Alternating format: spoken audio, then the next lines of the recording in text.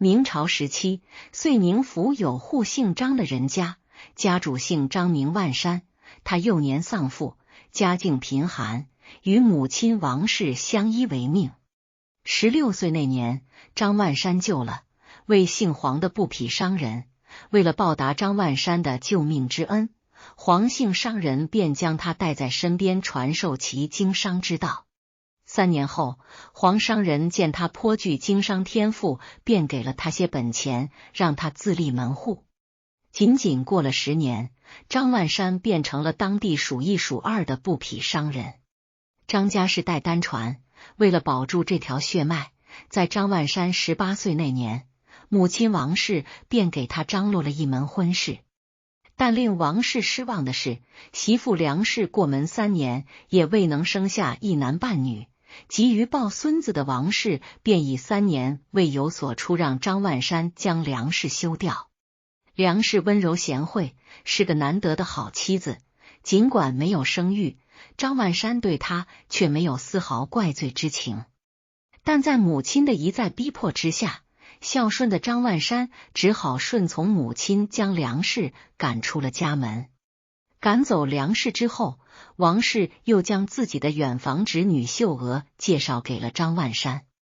对于这门婚事，张万山起初并不同意，原因就在于王秀娥这个人心胸狭窄，绝非一语之辈。但在王氏的一再催促之下，张万山还是将王秀娥娶进了家门。但令人遗憾的是，王秀娥也未能给他生下一男半女。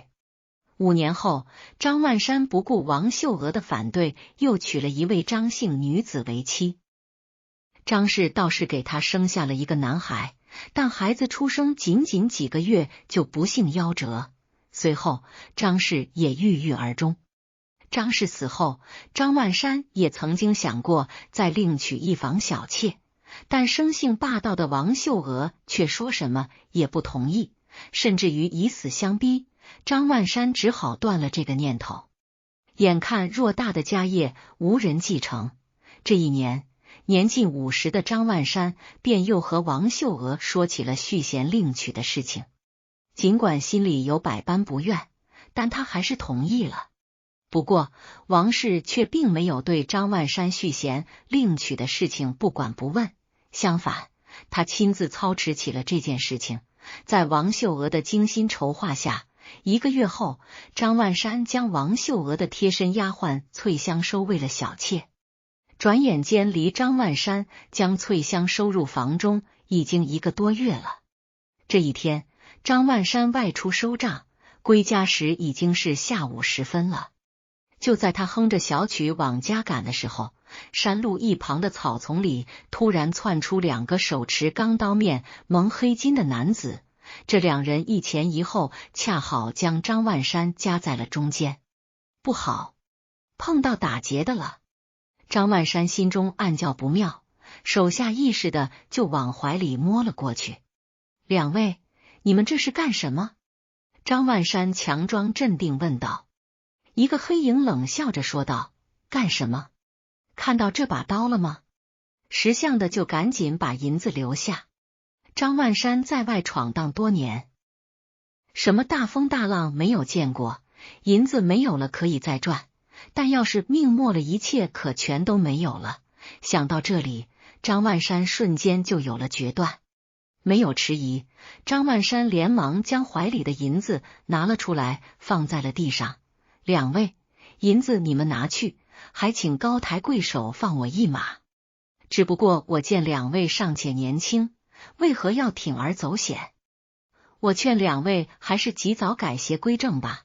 我张万山也是个豪爽之人，只要2位能走正路，以后但凡有用得着我的地方，只管开口，我张某人一定倾力相帮。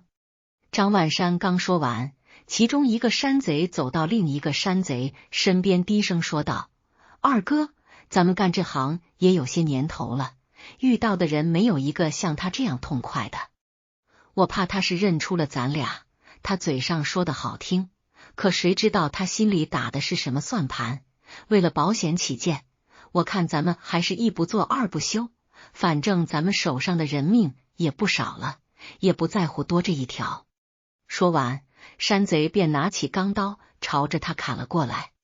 见山贼不仅要钱，而且还要命，张万山的心瞬间提到了嗓子眼，随即掉头就跑，一边跑一边叫道：“快来人呀！救命呀！”见张万山叫了起来，山贼顿时恼羞成怒，抡起钢刀就朝着他的后背砍了过来。就在这千钧一发之际，只听嗖的一声，一支飞箭不偏不倚地射中了山贼的左眼。山贼顿时将手中的钢刀扔在一旁，捂着眼睛，一边哀嚎一边朝着树林中跑去。另一个山贼见同伙中了一箭，顾不得拿上银子，随即也消失在山林中。目睹了眼前的发生的一切后，惊魂未定的张万山早已吓得浑身发软。就在此时，一个身形消瘦的男子来到了他的眼前。“老人家，你没事吧？”来人是个不到20岁的年轻小伙，一身猎户打扮，手里还提着一把弓。不用问，刚才那支箭就是他射出来的。定了定神，张万山这才说道：“年轻人，刚才真是多谢你了，要不是你的话，我早就命丧黄泉了。”从年轻人口中得知，他名叫柳二喜，就住在不远处的山脚下，靠着打猎与又聋又哑的母亲相依为命。闲谈了一会之后，张万才便将山贼来不及拿走的银子递在了柳二喜手中，要作为酬谢，但柳二喜却说什么也不肯收。见柳二喜执意不收，张万山不由得对他高看了几分。思量了一会之后，张万山便对他说道：“二喜，你每天进山打猎，辛苦不说，还赚不了几个钱，不如跟着我进城去吧。我身边也正好缺个能靠得住的人，你看如何？”“多谢您的一番好意了，只是我从小就生活在山林之中，没见过什么世面，压根就不懂经商之道。再说了，我家中尚有老母需要赡养，我一走，他怎么办？哎，谁也不是一生下来就什么都会的，不会可以慢慢学吗？我见你也老大不小了，难道你就心甘情愿一辈子待在大山里面吗？”或许是听进去了张万山的话，这一回柳二喜没有再拒绝。眼看时辰已经不早了，张万山便要回家。临行前，他将自己的住址告诉了柳二喜，还说只要柳二喜愿意，可以随时上门来找他。说完，张万山便回家去了。第二天正午时分，张万山刚要出门，柳二喜就来了。见柳二喜来了，张万山很是高兴，随即将柳二喜安顿下来，做了一名仆人。柳二喜不仅心地善良，而且聪明伶俐，仅仅过了几天，张万山就深深的喜欢上了这个小伙子。转眼间，柳二喜来到张家已经1个多月了。这一日夜里，院子里巡视了一番之后，柳二喜回到屋中便躺了下来。昨天张万山因为要外出几天，特地将柳二喜叫到身边，仔细吩咐了一番。张万山走后，柳二喜格外用心，或许是过于劳累了，躺下没多久，柳二喜就打起了呼噜。就在他刚睡着不久，一阵咕咕的叫声响了起来。听到叫声，柳二喜猛地就醒了过来。半夜3更，哪里来的鸟叫？柳二喜的心中很是疑惑，于是他便轻轻地推开门走了出去。声音再次响起，仔细听去，身影是从墙外转出来的。这附近既没有大树，也没有鸟窝，怎么会有鸟叫声？柳二喜决定打开院门，到外面看个究竟。就在他快要走到门口的时候，令他更加疑惑的事情发生了。在后门不远处的一间房子里，也传出了几声咕咕的叫声。房间里怎么会有鸟叫？就在柳二喜百思不得其解的时候，传出鸟叫的那间房间的门突然打开了，紧接着一个女子从里面走了出来。看到这个人，柳二喜不由得愣住了。翠香，半夜3更她出门干什么？就在柳二喜一头雾水的时候，翠香已经将后门打开了，紧接着一个男子从外面溜了进来，把门关好后，两人相跟着进了翠香的房间。这个男子是谁？翠香为什么要把他带进房间？难道为了弄个明白，柳二喜并没有声张，而是悄悄地走到窗户底下仔细听了起来。只听翠香说道：我看你的胆子也太大了，你也不怕被人发觉吗？男子淫笑着说道：怕什么怕？那个死鬼不是不在家吗？我告诉你，最近家里来了一个名叫柳二喜的人，他就住在后门不远，万一要是让他发觉了，咱俩可就都完了。放心吧，没事的。哎，我这一天到晚提心吊胆的，什么时候是个头呀？快了，等孩子生下来，咱们的好日子也就来了。侯三，你说万一这孩子生下来不像他怎么办？他会不会起疑心？我说你就把心放到肚子里吧。哼，将来万一发现了，咱们就干脆一不做二不休，到时候想个办法将他除掉，再把王秀娥赶出家门，这份家业不就是咱们的了吗？听到这里，柳二喜顿时惊出了一身冷汗。为了怕被发觉，他连忙悄悄地离开了房间。回到房间后，柳二喜久久不能平静。从两人的对话中不难猜出，翠香背着张万山和一个名叫侯三的人暗中来往，而翠香已经怀上了侯三的孩子。这该如何是好？经过一番深思熟虑之后，柳二喜决定先把这个消息告诉王秀娥，看看她怎么办再说。第二天一大早，柳二喜就见到了王秀娥。也不知道怎么回事，自从柳二喜来到他家以后，王秀娥就时时处处看他不顺眼，不仅时常冷眼相对，而且大有把他赶走之势。见到王秀娥时，王秀娥才刚从被窝里爬起来，见柳二喜莫名其妙地打扰了他的好梦，王秀娥的心中早已窝了一把火。二喜，这一大早的你找我干什么？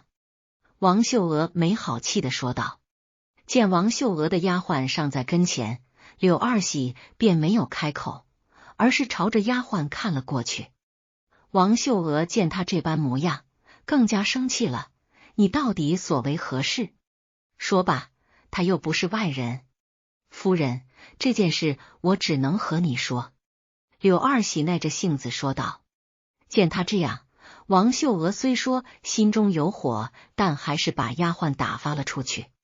见丫鬟已经走远了，柳二喜这才说道：夫人，承蒙老爷厚爱，将我收留在家。老爷有事外出临行时千叮咛万嘱咐，让我百倍操心。可说到此处，柳二喜忽然停了下来。可什么？你一个大男人说话怎么吞吞吐吐的？别磨蹭了，有什么事赶紧说吧。夫人，昨天夜里，我半夜起床见有一个名叫侯三的男子进了翠香夫人的房间，这件事情还望你多加留意。什么？听到这个消息，王秀娥瞬间睁大了眼睛。你不会是看错了吧？二喜，这事可不敢乱说。夫人，我没看错，而且我还听到他们说起了孩子的事情，只是因为怕他们发觉，我才没有敢多做停留。沉思了片刻之后，王秀娥说道：这样吧，这件事情你先不要和别人说起，容我思量一番以后再说。说完，王秀娥便将柳二喜打发走了。柳二喜走后，王秀娥越想越气，随即将翠香叫了过来。不久之后，翠香来了，见王秀娥一脸怒气，翠香连忙陪着笑说道：“夫人，这一大早的，谁惹你生气了？”翠香，别扯那些没用的，我来问你，你是不是背着老爷做了对不起他的事情了？听王秀娥这样问，翠香顿时惊出了一身冷汗。不可能呀，我和侯三的事情做得很是隐秘，外人压根就不可能发觉，他是怎么知道的？难道是在吓唬我吗？想到这里，翠香当即就朝着王秀娥跪了下来，哭着说道：“夫人，你这是怎么了？为什么一大早的就拿一盆脏水往我身上泼？我知道你心里有怨气，可当初让我嫁给老爷不也是你的主意吗？怎么这还不到1个月，你就这般对我？”自从10岁那年将翠香收留在身边，这10几年的相处，王秀娥焉能不知道翠香是何许人？别看她现在哭哭啼啼，一副可怜兮兮的样子，她的心可狠着呢。翠香，你别给我装可怜，当初是我让你嫁给老爷，这不假，但我可没让你背着他偷人。说吧，那个侯三是怎么回事？你肚子里的孩子又是怎么回事？听到这里，翠香瞬间明白了，事情败露了。不过，令王秀娥意外的是，翠香并没有显得特别慌张，而是不急不忙地站了起来，冷笑一声说道：“夫人，看来还是没有瞒过你，是不是那个柳二喜告诉你的？是他又怎么样？”翠香，万万没想到，你竟然是这样一个忘恩负义的人。什么恩？将我一个黄花闺女许配给一个快要死的老头子，这就是你对我的恩情吗？说到底，你们不就是将我当成了生孩子的一个工具了吗？翠香，你给我住嘴！等着吧，等老爷回来，我就将你的丑事全部告诉他，到时候，哼，夫人，你要是敢将我的事情说出来，你也没有好果子吃。实话告诉你吧，你要是能替我保守这份秘密，将来我也会看在咱们主仆一场的份上，给你一份荣华富贵。你要是敢将事情透露给张万山半分，可就别怪我不客气了。要知道，我当年可是替你做了不少见不得人的事情。听翠香这样说，一桩桩往事瞬间涌上了王秀娥的心头。当年王秀娥的孩子死后，她就再也没有为张万山生下一男半女。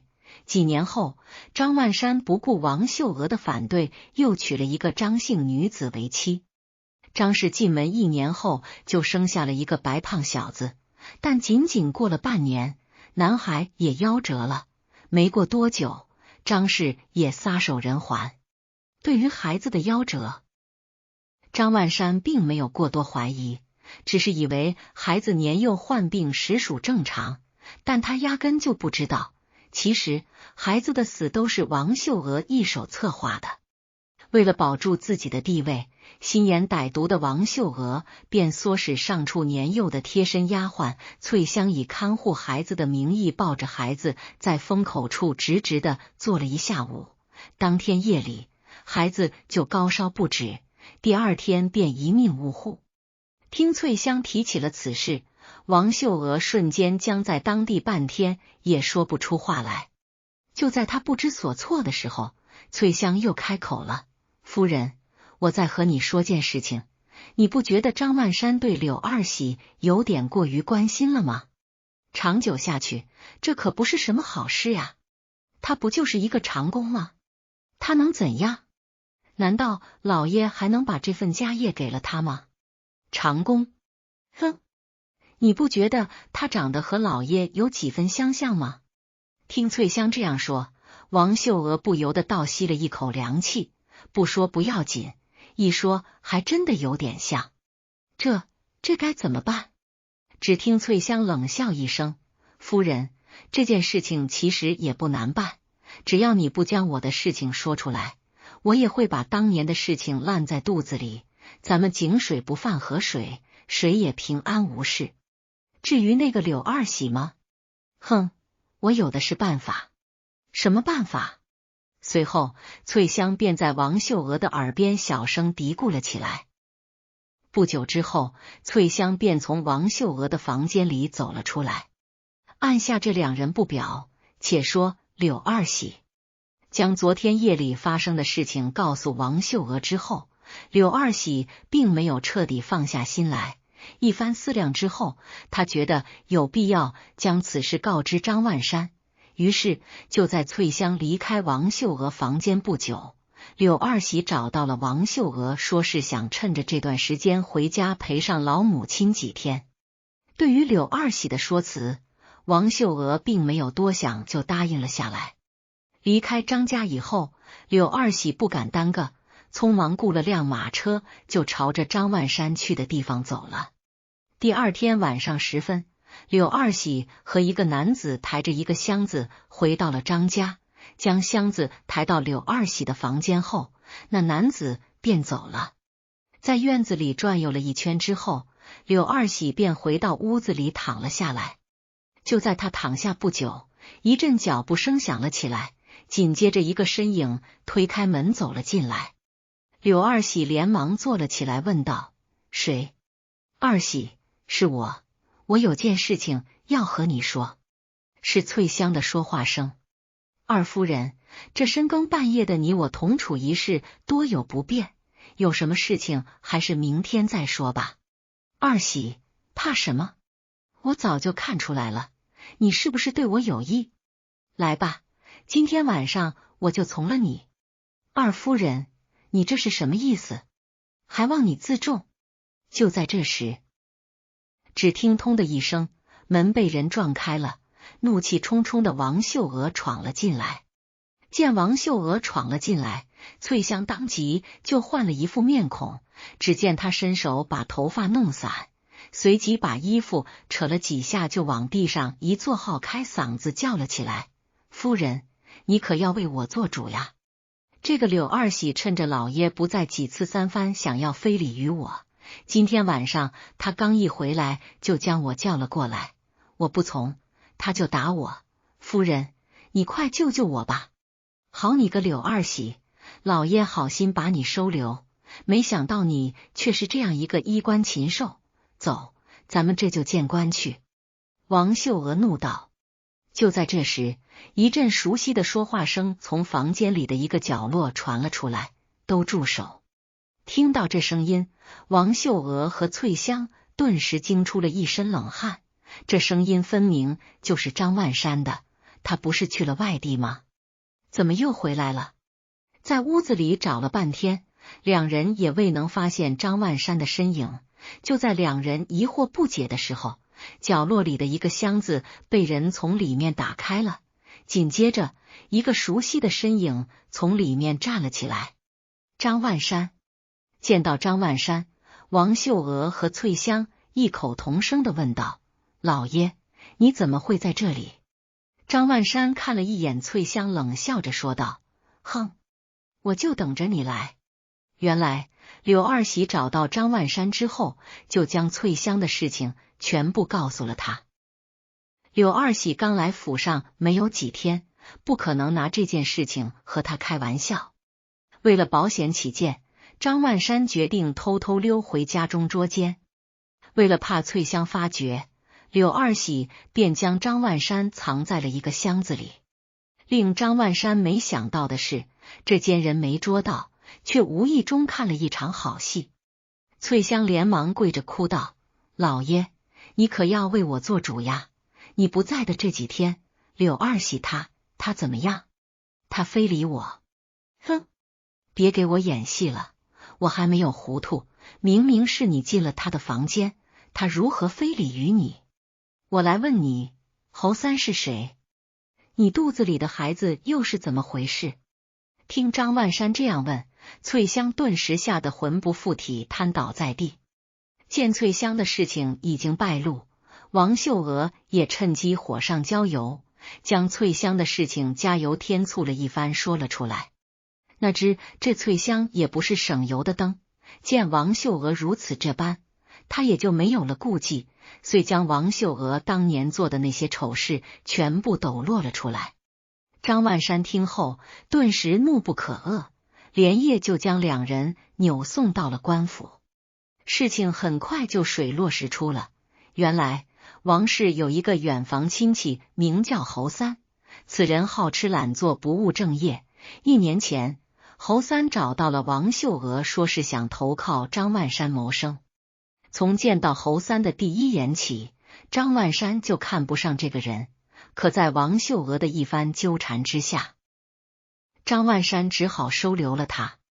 被张万山收留下之后，也不知道怎么回事，侯三竟然暗地里和翠香勾搭上了。就在3个月前，因为不服管教，张万山将侯三赶出了家门。被赶走之后，侯三依旧和翠香暗地里来往，并且还怀上了孩子。一旦发现自己暗地里与侯三私通，张万山势必要将翠香赶出家门。就在翠香暗自发愁之时，张万山提出了要将翠香纳为小妾的想法。翠香和侯三一商量，便来了个将计就计。事情明了以后，王秀娥和翠香、侯三等人都受到了律法的严惩。经历了这场变故，张万山一病不起。在他病重的这段时间，柳二喜就一直守在床前精心服侍。在柳二喜的照料下，半个月后，张万山恢复了健康。通过这些时日的接触，张万山越发喜欢上了柳二喜这个小伙子。于是病好之后，张万山便提出了要将柳二喜收为义子的想法。柳二喜是个大孝子，家中尚有又聋又哑的老母亲，这件事情他自己不敢做主，于是便告诉张万山说是要和老母亲商量一番再做决断。二喜，这有何难？你干脆将母亲接到这里不就成了吗？张万山说道。原来柳二喜投靠张万山的时候，也曾想过将母亲接过来，但梁氏却说什么也不肯。柳二喜只好将母亲托于旁人，照顾自己一个人来到了张万山家。听张万山这样说，柳二喜顿时喜出望外，连忙辞别张万山，匆匆忙忙赶回了家。柳二喜的母亲梁氏又聋又哑，柳二喜和他只能通过手势来沟通。回到家以后，柳二喜便将张万山要收他为义子，并且要将梁氏接走的想法和梁氏比划了一番。得知了儿子的想法后，梁氏虽说心中不愿，但还是收拾东西和柳二喜来到了张万山家。柳二喜走后，张万山就在家中等起了他的消息。到后来，坐立不安的他竟然在门口等了起来。就在柳二喜母子快要走到门口的时候，张万山连忙迎了上去。见张万山亲自迎接来了，柳二喜连忙指着他对母亲比划了起来。就在梁氏看到张万山的那一刻，他愣住了，片刻之后，他的脸上就阴云密布，随后拽着二喜掉头就走。见母亲这般，柳二喜很是疑惑，便问起了母亲缘由，但梁氏却死活不愿多停留片刻，铁了心要回家。无奈之下，柳二喜只好从了母亲。看到梁氏的怪异举动，张万山也很是疑惑，可等他看清楚梁氏的长相后，他愣住了。看着母子俩人远去的背影，他似乎想到了什么，也不知道怎么回事。自从柳二喜那天走后，他就一直没有再回来。3天后，张万山再也坐不住了，于是便决定亲自前往柳二喜家中问个明白。说来也巧，就在半路上，张万山碰到了柳二喜。令张万山疑惑的是，见到他时，柳二喜满脸怒色，就像是见到了仇人似的。二喜，你这是怎么了？怎么好几天也没有你的消息？我上次和你说的事情，你娘她同意了吗？张万山疑惑地问道。同意倒是同意了，不过她有个要求，要她进你家的门也可以，必须得8抬大轿。什么？这是什么意思？张老爷，有什么疑问你去问我母亲吧。在一片疑惑中，张万山跟着柳二喜见到了梁氏。再次见到梁氏，张万山傻眼了。柳二喜的母亲竟然就是当年被赶出家门的梁氏。原来当年在被赶出家门之时，梁氏其实已经怀上了孩子，但张万山的母亲在王秀娥的撺掇下执意将他赶出了家门。被赶走之后，梁氏被一个猎户收留，母子俩这才得以存活了下来。起初柳二喜给梁氏介绍张家的情况时，因为他又聋又哑，并不知道柳二喜要去的就是张万山家。直到那天他见到张万山时才知道了真相。再次见到梁氏，张万山羞愧难当，当即就提出要将梁氏母子接进家门。但柳二喜却不让了，当初是你将我娘赶出家门的，现在要想让她进门，必须按照正式娶亲的仪式来办，否则免谈。半个月后，张万山为梁氏补办了一次婚礼，3书6聘8抬大轿，一样也没有少。后来张万山把自己的产业全部交给了柳二喜，柳二喜也没有辜负他的期望，生意越做越大。榆中县有一个姓郑的大财主，一辈子乐善好施，可是偏偏就得了一个女儿，偌大的家业无人继承。夫妇二人就想着一定要给女儿找个好女婿，千挑万选的女儿都不中意，只轻轻抚着小腹，说非琼秀才李俊生不嫁。郑财主家大业大，一辈子与夫人恩爱，直到晚年才得一女，取名惠娘，那可真是当成眼珠子似的宝贝，虽然宠，但是并不溺爱，所以这惠娘除了长相貌美，性子温良，还能识文断字。所以听说郑财主家要招赘婿了，第二天去郑财主家提亲的人就踏破门槛了。郑财主一辈子辛苦打拼，才挣下这偌大的家业，可惠娘对经营并不感兴趣，所以他想找个门当户对的家庭当亲家。可是同样出身富贵的人家，谁又愿意让儿子来入赘呢？入赘是要被戳脊梁骨的，意味着一辈子都抬不起头。于是郑财主就降低要求，入赘后生育的子女可以随父姓。这下子上门提亲的人中就有好多可选了。可是有一日，郑财主却看到李俊生抱着衣衫不整的惠娘，只得同意了婚事。半年前，惠娘突然染了病，郑财主带着她去城南求医，回来的路上突然遭遇了一伙山贼。10多个大汉突然冲出来，先是将几个家丁打倒在地，然后抢了随行带的银子，最后竟然要把惠娘带走，去当压寨夫人。这可是急坏了郑财主。正当郑财主以为必死无疑的时候，突然2个书生模样的年轻人带着一群官兵赶来，很快就将这伙土匪拿下。惠娘当时已经做了最坏的打算，要是真被抢进山里，那么她宁可自杀，也要保住自己的名节。当看到爹爹被土匪打到吐血，而自己眼看着就要落入贼手的时候，他的救命恩人从天而降，此人就是冲在最前面的书生。后来他知道了他的名字，叫李俊生。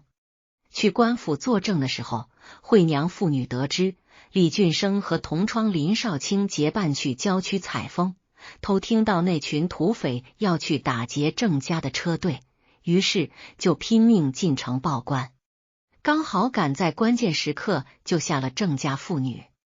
郑财主为了感激2位书生，送上了纹银100两。可是李俊生却说，读书人学的就是路见不平拔刀相助，怎么能要银子呢？也就是从那一刻，惠娘更加倾慕书生了。只是当惠娘向林少卿拜谢的时候，林少卿不自觉地红了脸，只说了句：小姐无事就好，不必放在心上。郑老爷谢过了2个书生后，就带着惠娘回家去了。他以为这件事情也就过去了，没想到惠娘和李俊生2人暗生情愫。自那日归家，惠娘便有些奇奇怪怪，有时候茶饭不思的，有时候询问婢女若是嫁给书生怎么样。郑财主听后，过来人的他一下子就反应过来，女儿长大了，到了司幕郎君的年纪了，只是那李秀才着实不算良人。他也偷偷派人去打听了，李俊生家是代务农，到了他爹这一代，在一个地主家做佃户，因为为人忠厚老实，做事也谨慎，所以很受主家信任。不料他竟然勾引了地主家的小姐，还带着小姐私奔，等儿子李俊生出生，才带着妻儿回来。本来想着求老地主原谅，从此能得个半生富贵。可是天不遂人愿，人家老地主将流落在外的私生子接回家，把全部家产都给了私生子，所以家产什么的就跟这一家3口没有1毛钱关系了。后来一家3口就回乡下务农了，毕竟是大家小姐，生的儿子比别人多读了几年书，但是想要攀上自己家，还是有些痴心妄想。郑财主心想，得抓紧给女儿物色好人家才行。再说说李俊生，当年一家人回到农村后，日子清贫，李俊生他爹气恼到不行，他娘倒也并不抱怨了，毕竟都是自己的选择。可能是受了他娘的影响，李俊生从小就喜欢读书，成绩还不错，虽然比不上邻居林家的少卿，但是最终也是当了秀才的。他爹因为当初没得到老财主家的家产，就看不上这母子。好在他娘聪明，哄骗着说，你看俊生多聪明，这次榆林书院就要1个人，咱们俊生将林少卿都比下去了，都说只要进入榆林书院，那将来说不定就能高中状元呢，最起码考个举人是没问题的，那时候咱俩就可以跟着享福了。他爹原本是不相信李俊生的能力的，可是这次偏偏就能打败林少卿进入书院，他也是诧异的很，想到妻子说的话，也就对李俊生不再苛责了。李俊生是想靠着自己的能力考取功名的，可是随着时间流逝，他发现自己真的不是读书的料。要不是有林少卿一直帮他，他怕是秀才都当不成。至于当时被榆林书院录取的事，是他拿住了书院院长的短处，威胁后得到的。当然这事儿只有他自己和那个院长知道。林少卿心胸豁达，并没有因为自己落选而嫉妒李俊生，2人仍然是好友。一日，林少卿哥哥大婚，李俊生跟着林少卿去吃酒席，才知道林少卿他大哥娶了彭财主之女，他想不通为何仪表堂堂的大哥甘愿娶那样一个女子呢？林少卿解释说，在他们家，大哥虽然是长子，但是却是姨娘所生，庶出的大哥在林家是没有机会继承家业的，所以不知怎么就攀上了彭财主。那彭财主欺男霸女，无恶不作的，生的女儿不仅丑陋，还粗鄙不堪，私德不修。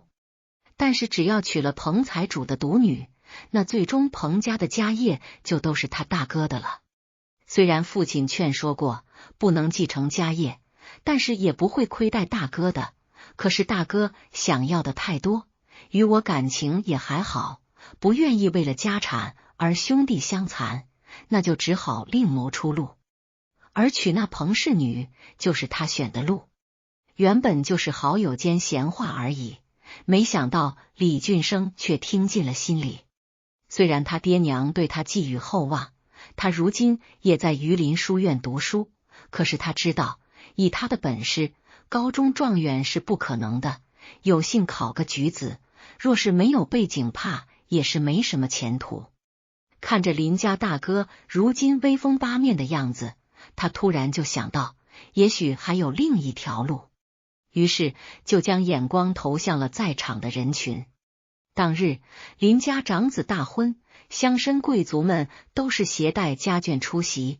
最终，李俊生的目光被一个粉色衣裙的少女吸引，看着那少女娇俏的跟同伴说笑，李俊生眼睛都看直了。林少卿发现了他的异样，顺着他的目光寻过去，就看到郑惠娘在跟自己的妹妹说笑，以为李俊生是在看自家妹妹，刚要开口介绍，就听到李俊生开口：“那粉色衣裙的姑娘是谁家的？”粉色衣裙？难不成？李俊生看上了惠娘，虽然心里不爽，但是还是开口回答：“是郑财主家的小姐，叫惠娘。”郑财主的独女？李俊生来了兴致追问道。林少卿只嗯了一声：“你认识她吗？能不能帮我引荐一下？郑财主与我父亲相熟，我这些年并不常在家，所以郑家妇女并不认识我。”然后就推着李俊生快去入席。自那日之后，李俊生就再也无心读书，先是缠着林少卿追问郑家的事情，见林少卿总是敷衍回答说不熟悉，心想可能是真不熟，也只能暂时作罢。一日，他和林少卿在街上闲逛，突然看到了郑家的马车停在了医馆门口，他就借口上茅房跟了上去，躲在了不远处的柱子后面。不一会儿，两个郑府的丫鬟拎着药包出来，一个丫鬟说：“小姐这次病得急，医馆的药吃了也未必管用，你我就不必操心了。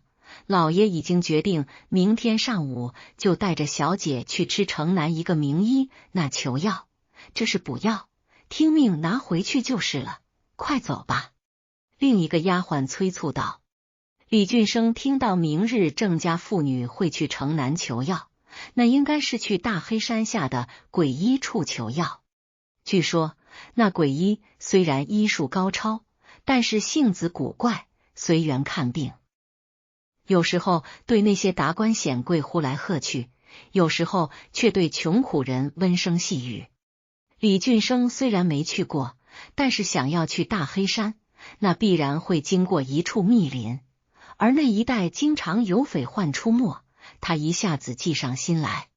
于是他立马回去找林少卿，提议明日去城南采风。林少卿虽然诧异，但是春意正浓，适合踏青采风，于是二人便相约次日去城南。次日，郑家妇女一行人起早出发，顺利到达大黑山。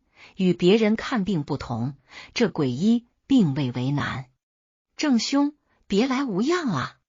惠娘刚进门，就看到一个仙风道骨的老人朝着父亲打招呼，而父亲也热络的上前与老人双手紧握。环山兄长，别来无恙。今日若非小女突然发了疾病，我也不会叨扰兄长的。看到惠娘一脸懵懂的看着自己，老人开口：“这就是侄女吧？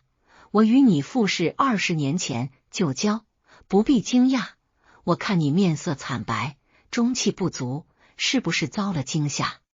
郑财主开口：“是，兄长不瞒你说，上元之夜，惠娘看花灯晚归，从那之后就一直这样了。本想着可能是染了风寒，可是吃了很多药都不见好，最近情况越来越糟。我突然想到，会不会是那夜受了惊吓，邪祟入体，这才来求兄长帮忙。你猜得不错，三魂少了七魄，我给你一颗丹药，让侄女服下，保住剩下的魂魄。但是我算到侄女3个月后会有大劫，千万不能去城北断崖附近。我只能说到这里了，能不能度过此劫，要看他自己的造化了。说完，将一颗黑色药丸递了过来。郑财主听到女儿会有大劫，但是鬼医也只能暂时压制住魂魄，防止魂飞魄散。他早年也是学过道法，自知天命不可违，兄长既然说了看惠娘自己的造化了，那便顺其自然吧。自己一定看住女儿，不让她去城北断崖。惠娘服下药后，立马感觉整个人都精神了起来。父女二人拜别鬼医，就开始往回赶。之后在路过密林时候，就遇到了一伙土匪，发生了前文提到的事。危难时刻，李俊生英雄救美，惠娘芳心暗许。郑财主一心只想着女儿劫难的事情，所以千叮咛万嘱咐，叫惠娘千万不要去城北断崖。惠娘诧异自己一辈子都没去过城北，更别提什么断崖了，只说自己记住了。李俊生当时就看得出惠娘对自己心动了，于是就花了银子买通惠娘的丫鬟打听惠娘的事。没想到丫鬟却带给他一个喜人的好消息。丫鬟说，自那日回府，惠娘就一直念叨着他的救命恩人，还托人打听李俊生呢。李俊生心想，真是天助我也，于是又给丫鬟塞了些银子，让丫鬟在惠娘那里替自己美言，还编了一些完美的故事让惠娘沦陷。李俊生眼看着惠娘渐渐为自己沉沦，想着必须加把火才行，于是去找林少卿，想让林少卿利用家里关系约惠娘出来见面。可是林少卿却严词拒绝了。李俊生有些莫名其妙，自从遇到劫匪那日回来，林少卿似乎就很不待见他。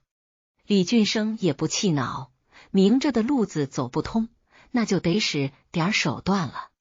一日，丫鬟突然对惠娘说，城郊的牡丹花都开了，一片片的可好看了。惠娘最喜欢牡丹了，可是自从求医回来，父亲总是限制她出府，要是去城郊估计就更不可能了。可是如今的她身子爽利，觉得已经彻底痊愈，父亲多余那么担心了，她可不想辜负大好春光，于是就穿着婢女服，偷偷跟着丫鬟去了城郊牡丹园。只是当惠娘到牡丹园的时候，有些诧异，往年这个时候好多人都来赏牡丹花都，今天怎么一个人都没有呢？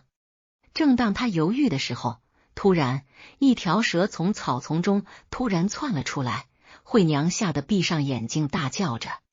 可是预期的疼痛没有到来，等她慢慢睁开眼睛，就看到眼前一个白衣男子正捂着手臂上的伤口，面色痛苦难耐。公子，你没事吧？要不是公子舍身相救，我家小姐怕是要被……婢女指着那公子突然开口，是你，李公子。惠娘看到眼前人正是自己的心上人时候，简直不敢置信，以为在做梦。当她反应过来李俊生为了救她而被毒蛇咬伤的时候，自责不已。不碍事的，这蛇虽然有剧毒，但是我家里有祖传的治蛇毒的秘药，回去吃上就没事的，只要小姐没事，我这条命又算得了什么呢？李俊生说完，起身就要走。李公子，我们还能再见吗？惠娘鼓起勇气娇羞的开口。李俊生顿时喜笑颜开，小姐真的愿意见到我吗？惠娘害羞的点点头，自然没看到李俊生递给丫鬟的眼色。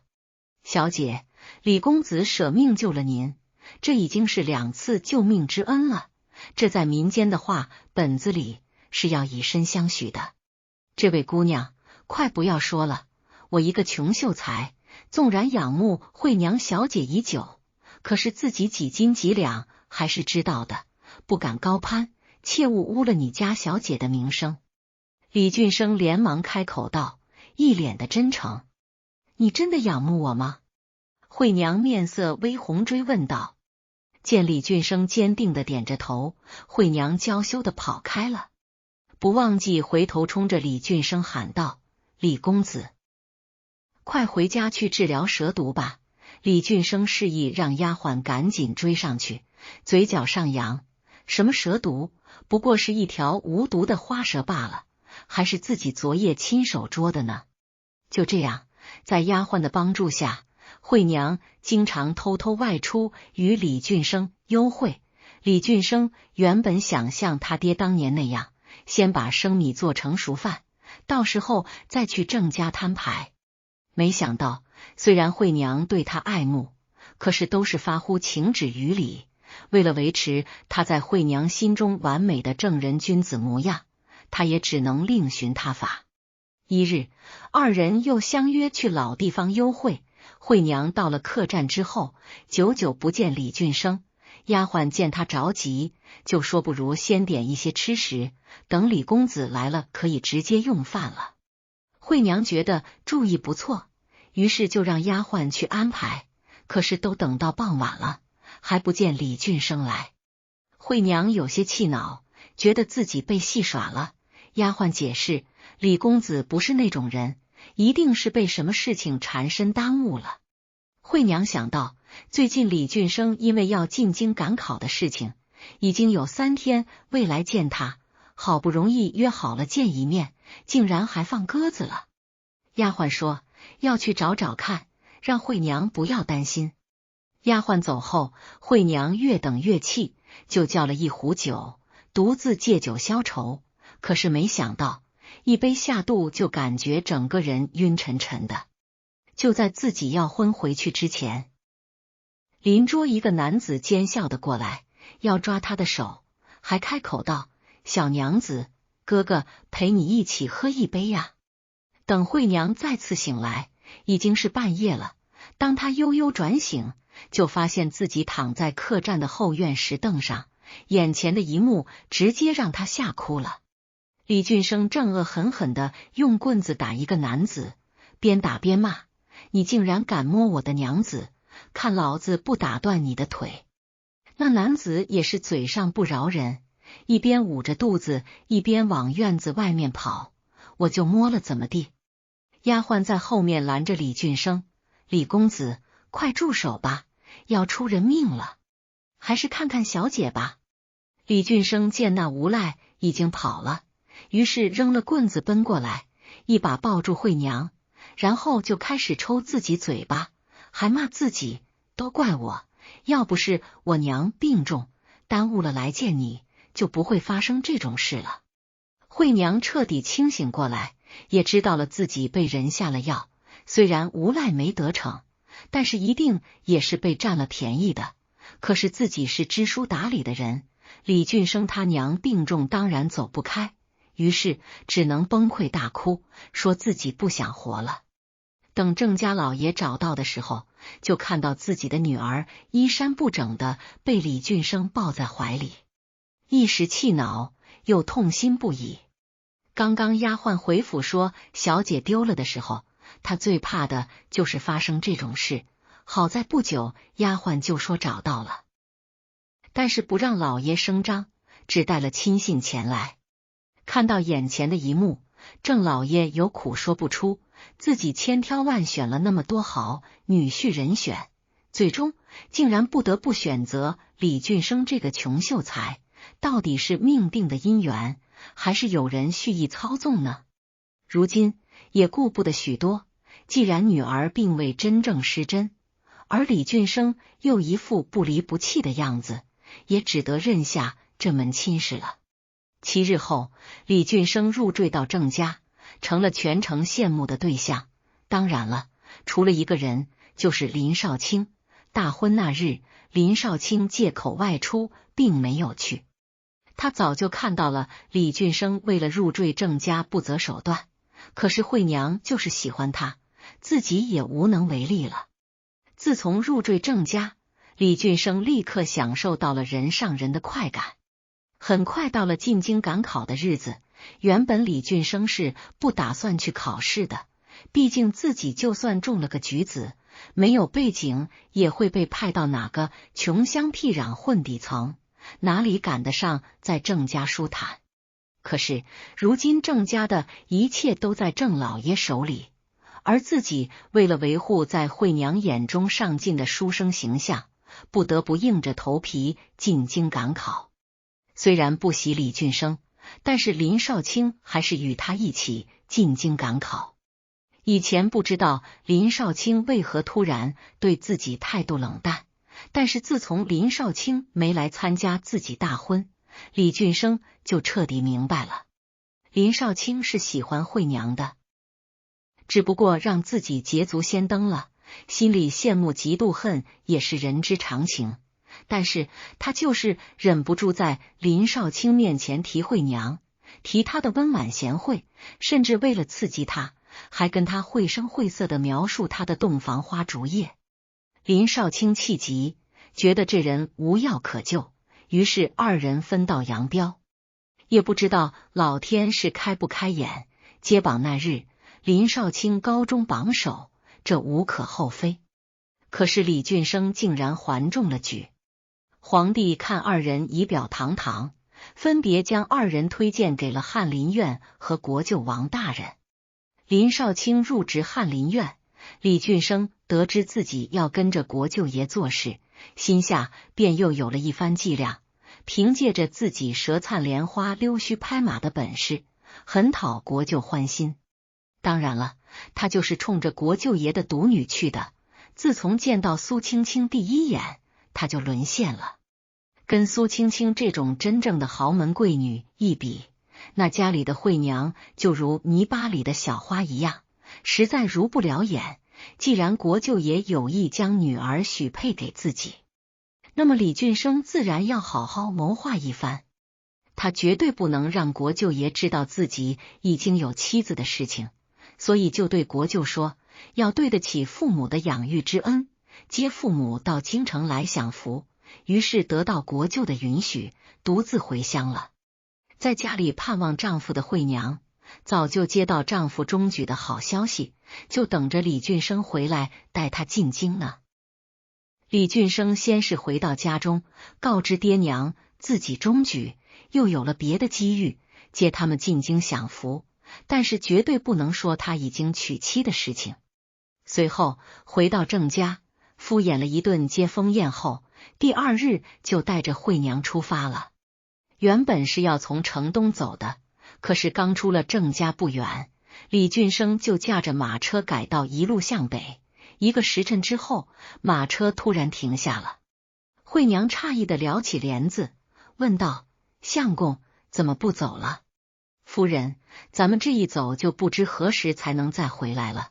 听说这城北有一片牡丹花，我想着夫人此生最爱牡丹，走之前就特意带你来看看，留一份美好的回忆。”说这就扶惠娘下车。惠娘从未听过城北有牡丹，上次听城北还是去鬼医那求药，他爹千叮咛万嘱咐不让他来城北断崖，心中隐隐有些不安，就开口说：“相公，算了，还是不看了。繁华帝都什么样的牡丹没有呢？咱们还是快些赶路吧。”说着就要往回走，可是李俊生死死钳住他的手臂，继续往前走。“夫人，以前总是我对你千依百顺，如今你就听我一次吧。”惠娘只得妥协，继续往前走。可是她发现越走越空旷，起风了，哪里有牡丹呢？等李俊生彻底停下脚步等时候，惠娘发现自己已经处在断崖之巅。在他还没有反应过来的时候，李俊生一把将他推下断崖。“夫人，断崖下有一片牡丹花，你就好好在这安息吧，不要怪我。”1个月之后，李俊生娶了国舅爷的独女，一时间风头无两，都盖过了新科状元林少卿的风头。只是林少卿诧异，国舅爷独女是不可能与人做妾的，难道是李俊生回乡将惠娘休了？若真是如此，自己愿意娶她为妻。若是他遭遇了不测呢？他实在放心不下，于是便修书一封，向家里大哥打听惠娘的消息。不久，大哥回信说，1个月前惠娘跟随李俊生进京了。一股不好的预感涌上心头，以李俊生的脾性，什么坏事干不出来。他必须要找李俊生问个清清楚楚。李俊生千算万算，竟然忘了林少卿还惦记着惠娘。不过他早就做好了万全之策。他说惠娘半路跟别的男人私奔了，他不想管郑家的事了。林少卿自然是不信的，更加确定惠娘大概是遭遇了不测。李俊生，若是惠娘遭遇不测，我一定不会放过你的。林少卿走后，李俊生想到惠娘已经葬身断崖，谁也找不到了。当他以为终于可以高枕无忧的时候，并不知道一个仆人追上了林少卿，并且说国舅爷有请。国舅爷听林少卿说起李俊生和惠娘的旧事，心中愤慨，但是也不能光听他一面之词，问他有没有证据证明李俊生确实是欺骗了自己。林少卿坦言，榆中县距离京城不过100里，国舅爷若是想确认，派人一去便知。好，你是金科状元，我自然是信你不会凭空诬陷人。若是让我查到李俊生欺骗我，我定要让他付出血的代价。国舅爷狠狠地说。也不过才3日，林少卿就听说国舅爷让李俊生写了和离书，然后将他扭送到皇帝跟前，证据确凿，想让皇帝治李俊生的罪。李俊生见事情败露，索性承认自己确实欺骗了国舅爷，但是自己回乡确实是休妻的，一口咬定惠娘不甘心跟别人私奔了，他也没办法。正当大家都对他无可奈何的时候，突然林少卿带着一个女子进殿。李俊生，你真是畜生不如！枉我那么信任你，你竟然为了攀附高枝，将我推下悬崖。李俊生惊愕地看着眼前的女子，正是被自己推下断崖的惠娘。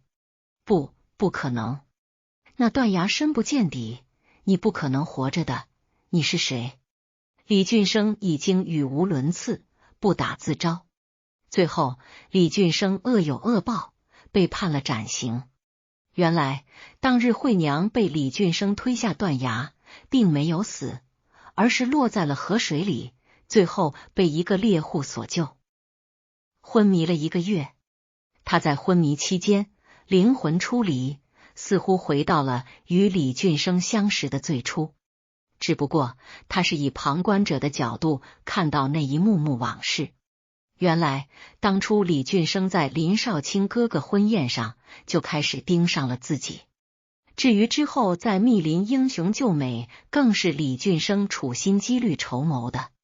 他看到那日李俊生故意引着林少卿往密林处走，明明发现了两边埋伏着土匪，才特意大声说一会儿郑大财主带着女儿求药回来，路过这也不知道求什么药，带了那么多银子。林少卿自然听得晕头转向，但是土匪却懂了，与其打劫这2个秀才，还不如一会儿干一票大的。刚走出密林，李俊生就让林少卿抓紧去报官，说他发现有土匪，应该会打劫郑家妇女。林少卿气恼李俊生，但是也只得拼了命去报官。等他带着人回来，刚好赶上郑家妇女要被带走，李俊生却第一个冲上前去充当英雄救美的角色。林少卿看清李俊生的真面目，便对他渐渐疏远起来。惠娘气得恨不得剁了李俊生，接着几个画面突现，他总算明白了，自己的丫鬟早就被李俊生买通了，那毒蛇是假的，他母亲病重来晚，导致自己受辱也是精心策划的，这畜生就是为了得到郑家的一切。惠娘清醒之后立刻进京来，就是要揭穿这个伪君子。如今真相大白，恶人惩罚。看到林少卿欲言又止的样子，惠娘直接开口，从前是我有眼无珠，如今我已经是蒲柳之身，如果你不嫌弃，那……还没等惠娘说完，林少卿就一把抱住她，深情地说，我不嫌弃，我这辈子就只钟情于你一人。后来惠娘嫁给了林少卿，还为他生下了5个儿子，3个女儿，个个都是人中龙凤。